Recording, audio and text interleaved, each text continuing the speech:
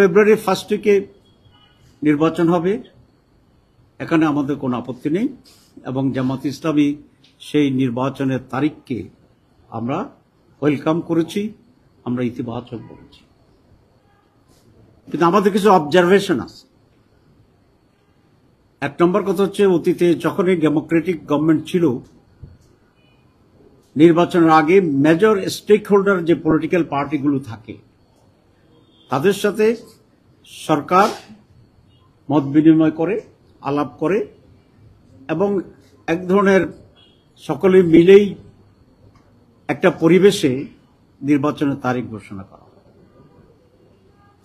যেহেতু এই সরকার খুব ইলেক্টেড কোনো গভর্নমেন্ট, ইন্টারিম গভর্নমেন্ট, তারা অনেক সময় এসব ধারাবাহিকতা আমি জানি না করে কিনা, কিন্তু এটা উত্তম হতো আমরা বলেছি অবজারভেশনে, যে আগে মেজর দলগুলোর সাথে আলাপ করে প্রধান উপদেষ্টা যে ডেটে যেভাবে চায় সেই ডেটেই করতে পারতো, কিন্তু আগে একটু আলাপ আলোচনা করলে সেটা সকলের জন্য একটা নিজস্বতার বহিঃপ্রকাশের একটা সুযোগ ছিল। এটা আমাদের একটা অবজারভেশন।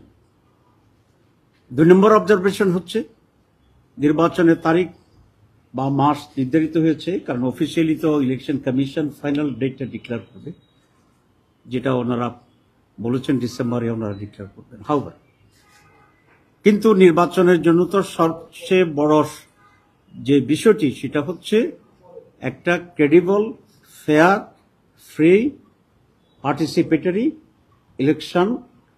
এটাই গণতন্ত্রের দাবি এদেশের মানুষের।